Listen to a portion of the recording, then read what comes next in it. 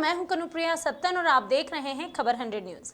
आइए नजर डालते हैं आज की कुछ खास खबरों पर, लेकिन उससे पहले एक नजर आज की हेडलाइंस की ओर। प्रज्ञा ठाकुर का एक और विवादित बयान, अब अजान पर जताई सांसद ने आपत्ति। कांग्रेस नेता आरिफ मसूद ने किया पलटवार, कहा सांसद को करना चाहिए सभी धर्मों का सम्मान। जनजातीय गौरव दिवस के रूप में मनेगी भगवान बिरसा मुंडा की जयंती, प्रधानमंत्री नरेंद्र मोदी होंगे कार्यक्रम में शामिल, लाखों लोगों की उपस्थिति का लगाया जा रहा है अनुमान।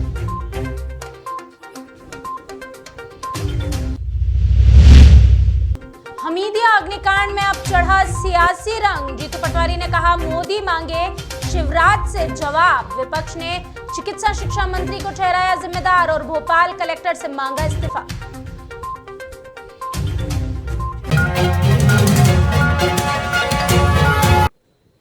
कमला नेहरू अस्पताल में हुए हादसे पर चिकित्सा शिक्षा मंत्री विश्वास सारंग ने कहा कि इस मामले की स्तर के अधिकारी को जांच सौंपी गई है, जो भी इसमें जिम्मेदार अधिकारी है उसे बख्शा नहीं जाएगा, उसे हटाया जाएगा, साथ ही साथ उसके खिलाफ सख्त से सख्त कार्यवाही होगी। वहीं कांग्रेस के अस्पताल पहुंचने पर उन्होंने कहा कि कांग्रेस के नेताओं को बच्चों की मौत पर राजनीति नहीं करनी चाहिए। इसके आगे सारंग ने कहा कि ये जो घटना है ये बेहद दुर्भाग्यपूर्ण है, लेकिन फिर भी कांग्रेस इस पर राजनीति कर रही है।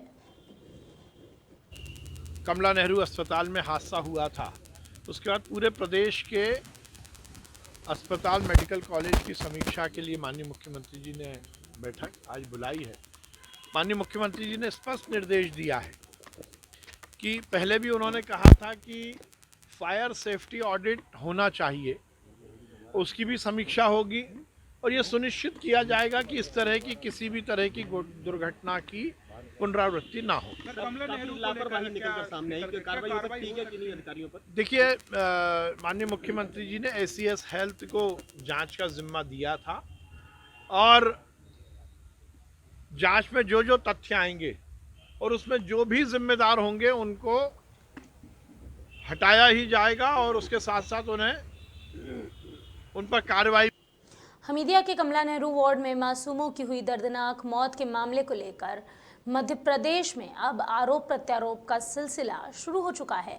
इस पूरे मामले में मंगलवार को पूर्व मुख्यमंत्री कमलनाथ और पूर्व मंत्री पीसी शर्मा ने शिवराज सरकार को जमकर घेरा था।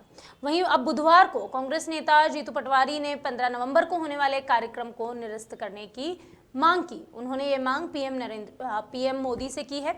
उन्होंने कहा कि बच्चों की मौत को लेकर नरेंद्र मोदी प्रदेश सरकार से जवाब मांगे, शिवराज सरकार से जवाब मांगे। इसी के साथ साथ जीतू पटवारी ने भोपाल कलेक्टर से इस्तीफा देने की भी मांग की। पटवारी ने सरकार पर मौत के आंकड़ों को छुपाने का आरोप लगाया और कहा कि अब तक 14 बच्चों की मौत हो चुकी है, बावजूद इसके विभागीय मंत्री मौत के सही आंकड़े नहीं बता रहे। पटवारी ने सरकार की जांच व्यवस्था पर सवाल उठाते हुए कहा कि हॉस्पिटल में यह कोई पहली घटना नहीं है आग की कि पहली बार आग लगी है। अस्पताल में लगी कालिख को सरकार बस मिटाने में लगी हुई है। 48 घंटे पहले घटना घटी मध्य प्रदेश में, उसने पूरे देश में एक बार फिर मध्य प्रदेश का चेहरा काला कर दिया। जब से फिर से सरकार बनी, शिवराज सिंह जी की लूट की, खसोट की, डाके की, चोरी की और लोकतंत्र की हत्या की, लगातार आप देखो कि सरकारी हत्याओं का सरगना ये मध्य प्रदेश की सरकार बन गई। जहरीली शराब से सामूहिक रूप से लोग मरने लगे, शिवराज जी जांच बिठाने लगे, अंतहीन यातनाओं के बाद जांच की रिपोर्ट आज तक क्या हुई पता ही नहीं चली। ऑक्सीजन की कमी से सामूहिक रूप से सरकारी हत्याएं हुई, उसकी अलग अलग वीडियो विजुअल अलग अलग तरीके से शिवराज सिंह जी ने इनकी सरकार ने दिए। उसका अंतिम छोर क्या है? देश को, प्रदेश को, जनता को, लोकतंत्र के चौथे स्तंभ मीडिया को पता ही नहीं। वहीं इस मामले में आरिफ मसूद ने एक बड़ा आरोप लगाया। उन्होंने कहा कि बच्चों की जान बचाई जा सकती थी, लेकिन अधिकारी मंत्री के प्रभाव से बस मौत के आंकड़ों को मैनेज करने में लगे रहे। मसूद ने कहा कि उन्होंने बच्चों को प्राइवेट अस्पताल में शिफ्ट करने की बात भी कही थी। उन्होंने कहा कि परिजनों को मिलने दिया जाए, ऐसा सुझाव भी उन्होंने दिया, जिससे कंफ्यूजन हुआ। आइए आपको सुनाते हैं आरिफ मसूद का यह बयान। आज मैं बता रहा हूं कि ये बच्चों की जान बचाई जा सकती थी, लेकिन वहां मंत्री के प्रभाव के कारण जो काम कर सकते थे अधिकारी और एडमिनिस्ट्रेशन, इनके वहां कारण, क्योंकि ये केवल मैनेज करने में लग गए थे कि मौतों के आंकड़ों को कैसा छुपाया जाए। ये उस मैनेजमेंट में और अपनी छवि बचाने में इन्होंने बच्चों की जानें गंवा दी। ये भोपाल के लिए एक पूर्व चिकित्सा शिक्षा मंत्री विजय लक्ष्मी साधो ने इस मामले में सरकार को घेरते हुए कहा कि प्रदेश की राजधानी में मुख्यमंत्री से लेकर सारे प्रशासनिक अधिकारी की नाक के नीचे इतनी बड़ी दुर्घटना हो जाती है जो बेहद निंदनीय है। इस दुर्घटना की जितना निंदा की जाए उतनी ही कम है। इसके आगे साधो ने कहा कि इस पूरे मामले में चिकित्सा शिक्षा मंत्री जिम्मेदार है। तो ये बहुत बड़ा एक रैकेट चल रहा है और प्रदेश की जो स्वास्थ्य सेवा है बिल्कुल डरना चल रहा गया है। इसको देखने की आवश्यकता है। मेरा सिर्फ इतना ही निवेदन है कि मैंने खुद ने भुगता है कोरोना काल में। बाकी लोग तो आप सब देखते हो कि इनके मंत्री संतरी बड़े बड़े अस्पताल जाते हैं कि ये विजय लक्ष्मी 16 दिन हमीदिया हॉस्पिटल में पूरे परिवार के साथ, मुझे कोरोना आ गया था, 16 दिन हमीदिया हॉस्पिटल में मैं एडमिट रही। मेरे एक सदस्य परिवार के 6 लोग थे और मैंने दिल्ली की चीजें वहां देखी कि जो ठेके पर पैथोलॉजी का दिया गया है, जो ब्लड सैंपल है, जो यूरिन सैंपल है, उसने 2 दिन तक ब्लड कलेक्ट नहीं किया। उसमें मैं भी एक थी। ये मत समझिए कि भूतपूर्व मंत्री का ब्लड सैंपल नहीं लिया, लेकिन पूरे हमीदिया हॉस्पिटल का 2 दिन तक ब्लड सैंपल नहीं। जो सीरियस पेशेंट थे, जो कोरोना के पेशेंट थे, उनके भी ब्लड नहीं लिए गए। क्यों नहीं लिए गए? क्योंकि पैसे नहीं दिया था। नगरीय विकास और आवास मंत्री भूपेंद्र सिंह ने 15 नवंबर को आयोजित होने वाले कार्यक्रम को लेकर कहा कि भगवान बिरसा मुंडा की जयंती को जनजातीय गौरव दिवस के रूप में मनाने का फैसला माननीय मुख्यमंत्री ने लिया है और यह हम सब के लिए गौरव की बात है। उन्होंने आगे कहा कि माननीय प्रधानमंत्री नरेंद्र मोदी इस कार्यक्रम में शामिल होने जा रहे हैं, वो भोपाल आ रहे हैं। इस कार्यक्रम के लिए व्यापक स्तर पर तैयारियां जारी है। कार्यक्रम में शामिल होने के लिए प्रदेश भर से आदिवासी बंधु भोपाल आएंगे। लाखों लोगों के इस कार्यक्रम में शामिल होने का अनुमान लगाया गया है। देखिए, तैयारियां बहुत व्यापक स्तर पर चल रही हैं। चूँकि हम सबके लिए गौरव का विषय है कि माननीय प्रधानमंत्री जी इस कार्यक्रम में आ रहे हैं और यह जो कार्यक्रम है ये भगवान बिरसा मुंडा जी की जयंती पर ये कार्यक्रम हो रहा है और इसको हम लोगों ने जनजाति गौरव दिवस के रूप में सरकार ने, माननीय मुख्यमंत्री जी ने मनाने का निर्णय लिया है और इसमें प्रदेश से हमारे सभी आदिवासी समाज के अधिकतम बंधु। इंदौर की जूनी इंदौर पुलिस ने ट्रैवल संचालक की शिकायत पर संचालक के साथी पार्टनर पर 1 करोड़ से अधिक की धोखाधड़ी करने के आरोप में एफआईआर दर्ज की है। पुलिस इस धोखाधड़ी के अपराध में आगे की जांच पड़ताल कर रही है।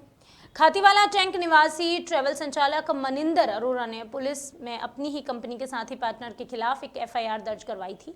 आरोपी हैदराबाद निवासी हैं जो अरोरा के साथ मिलकर कंपनी में पार्टनर है, लेकिन कंपनी के पार्टनर मोहन ने कंपनी के खातों से 1 करोड़ से अधिक राशि को अपने पर्सनल खाते में ट्रांसफर कर अपने निजी उपयोग में लिया। जब इस बात की जानकारी कंपनी के संचालक को लगी तो उसके बाद उसने पुलिस से इस धोखाधड़ी की शिकायत की, जिसकी जांच करते हुए पुलिस ने धोखाधड़ी करने वाले व्यक्ति के खिलाफ अपराध दर्ज किया और मामले में आगे जांच शुरू कर दी है। वाला टैंक निवासी मनिंदर सिंह अरोरा द्वारा एक शिकायत दी थी कि उनके पार्टनर और उनके जो फर्म हैं उसमें जो हैदराबाद के उनके पार्टनर हैं उनके द्वारा उनके कंपनी के अकाउंट से में पैसे डलवा कर और उन पैसों का अपने लिए प्रयोग कर लिया गया था। इस संबंध में जब जांच की गई तो उसमें ये जांच में ये पाया गया कि जो अरोरा साहब की फर्म थी उसमें जो हैदराबाद के इनके एजेंट्स थे उनकी और उनकी फर्मों द्वारा ग्राहकों से पैसा लेकर, बड़ी मात्रा में पैसे लेकर उस पैसे को कंपनी के अकाउंट में जमा कराया और उस कंपनी के अकाउंट से अपने अकाउंट में ट्रांसफ़र करा लिया गया। इस आधार पर, शिकायत के आधार पर जांच की गई तो इसमें जो संदिग्ध भूमिका पाई गई मोहन के, जो हैदराबाद के निवासी थे, तो उनके विरुद्ध प्रकरण दर्ज किया गया है। उनके साथ साथ उनकी जो कंपनियां थी उनके अधिकारियों के विरुद्ध भी प्रकरण। अक्सर विवादित बयान देने वाली भोपाल की सांसद साध्वी प्रज्ञा ठाकुर ने एक बार फिर अपने बयान से अपनी और पूरे मीडिया का रुख किया है। जी हां, और उन्होंने खड़ा किया है एक और विवाद। प्रज्ञा ठाकुर ने एक सभा में मुस्लिम समुदाय की अजान पर आपत्ति जताई।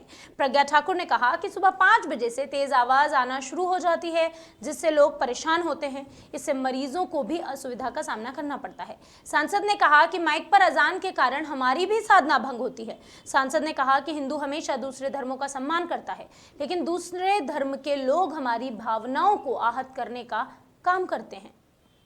बहुत जोर जोर से आवाजें आती हैं सुबह 5 बजकर कुछ मिनट से, और वो आवाजें लगातार चलती रहती हैं। सबकी नींद हराम होती है, सबकी नींद खराब होती है। कुछ लोगों पेशेंट भी होते हैं, उनकी भी बीपी बढ़ते हैं। किसी को कोई तकलीफ, किसी को कोई तकलीफ, किसी पेशेंट को रात भर नींद नहीं आती है, लेकिन वो सुबह निद्रा में जब जाता है तो आवाजों से विघ्न पैदा करता है। और सच बताऊं तो साधु सन्यासी जो होते हैं उनकी ध्यान साधना का समय भी 4 बजे ब्रह्म मुहूर्त से होता है। हमारी आरती का समय भी, प्रथम आरती का समय भी शाम सुबह 4 बजे से प्रारंभ होता है, ब्रह्म मुहूर्त से प्रारंभ होता है। लेकिन किसी को कोई परवाह नहीं है इस बात की। वो जबरदस्ती के माइक हमारे कानों में गूंजते हैं और वो देते हैं, और जब हम माइक लगा लेते हैं तो विधर्मियों को बड़ी पीड़ा होती है और कहते हैं कि हम किसी और इबादत का कोई शब्द नहीं सुन सकते, क्योंकि हमारे धर्म में, हमारे इस्लाम में ये ठीक नहीं माना जाता और हमारे इस्लाम में ये जायज नहीं माना जाता। अजान को लेकर भोपाल सांसद प्रज्ञा ठाकुर के विवादित बयान पर कांग्रेस विधायक आरिफ मसूद ने आपत्ति जताते हुए कहा कि उनको ऐसा वक्तव्य नहीं देना चाहिए। उन्होंने मीडिया से चर्चा करते हुए कहा कि ये सब जो मुद्दे हैं ये भटकाने का काम करते हैं। उन्हें सोचना चाहिए कि भोपाल की चुनी हुई सांसद हैं, सब धर्मों का सम्मान करना चाहिए। किसी धर्म की का प्रार्थना करना किसी को तकलीफ दे, ऐसा मैं नहीं समझ पाता। भोपाल सांसद अपनी नाकामयाबी छुपाने के लिए इस तरह के बयान देती फिरती हैं।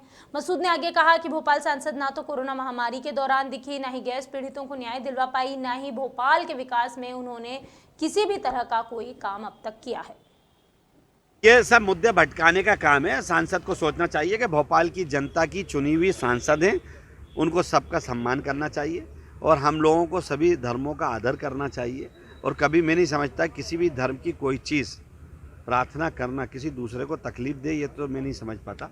और उनको ऐसा वक्तव्य नहीं देना चाहिए, क्योंकि वो चुनी हुई प्रतिनिधि हैं और एक समाज के लिए इस तरह करने का उनका जो मकसद रहता है वो सिर्फ इसलिए रहता है कि वो कोरोना के कार्यकाल में भोपाल में नहीं थी, गैस पीड़ितों को वो इंसाफ नहीं दिला सकी, उनकी एक क्वेश्चन, एक बात सरकार से नहीं कर सकी, हज़ारों मौतों के गैस पीड़ित जो परेशान परिवार हैं उनको न्याय नहीं दिला सकी। एम्स एक बहुत बड़ा भोपाल में अस्पताल होने के बावजूद भोपाल की जनता को मेडिकल सुविधा नहीं मिल रही, जिसको वो स्वयं योजना समिति में मेरे साथ स्वीकार कर चुकी कि एम्स से मैं परेशान हूँ डर से। उसके बावजूद ये तमाम नाकामियों को छुपाने के लिए इस तरह के बयान देती है ताकि दिमाग बढ़ जाए। और अपनी छत पर खेल रही 4 साल की एक मासूम बच्ची अचानक दिए की लौ से झुलस गई, जिसके चलते गंभीर रूप से घायल हो गई थी। उसे उपचार के लिए अस्पताल में भर्ती कराया गया था। उपचार के दौरान बच्ची की मौत हो गई है। घटना के बाद पुलिस ने मर्ग कायम कर शव को पोस्टमार्टम के लिए भिजवा दिया। ये जो पूरा मामला है ये इंदौर के बाणगंगा थाना क्षेत्र के महेश यादव नगर का है। यहाँ रहने वाली 4 वर्षीय सुती छत पर खेल रही थी। इस दौरान छत पर मौजूद दिए से उसके कपड़ों में आग लग गई, जिससे बच्ची बुरी तरह झुलस गई। तत्काल परिजन उसे एमवाय अस्पताल लेकर पहुंचे, जहां उपचार के दौरान बच्ची ने अपना दम तोड़ दिया। इस घटना की जानकारी के बाद पुलिस ने मर्ग कायम किया, शव को पोस्टमार्टम के लिए भिजवा दिया। पीएम रिपोर्ट और परिजनों के बयान पर पुलिस वैधानिक रूप से कार्यवाही करेगी। मेरी भतीजी ऊपर छत पे खेल रही थी, दिए के तुलसी में दिया लगा हुआ था, उसमें खेलते खेलते उसके कपड़ों में एकदम आग लगी है। उसने अपने आप को बचाने की बहुत कोशिश करी, नल के नीचे भी गई। मेरे पिताजी से भी उन्हें दादा करके आवाज़ लगाई कि मुझे पानी डालो मुझ पर, मुझे बचाओ, बट वहाँ पर कोई था नहीं और हम लोग भी बड़े लोगों घर पर उस समय मौजूद नहीं थे कोई। एक थाना बाणगंगा क्षेत्र में महेश यादव नगर में एक बच्ची 4 साल की श्रुति पिता जितेंद्र मिसाड़, महेश यादव नगर का मामला है।